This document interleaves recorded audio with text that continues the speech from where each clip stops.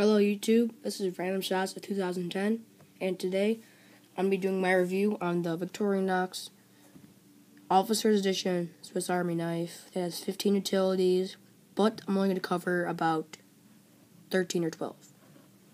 First we have a flathead and a bottle opener, another bottle opener, flathead, and one of those thingies.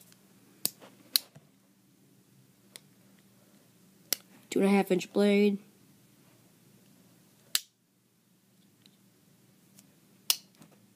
saw blade, 3 inches, 1.5-inch blade, toothpick, tweezers,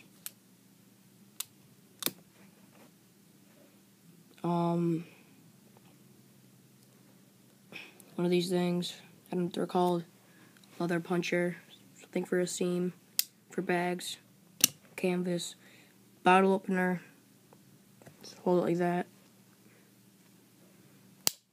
and yeah, that's all. This is lightweight. It's supposed to be a key ring in here, but I took it out. I didn't want it. Lightweight, small, and legal. Yeah.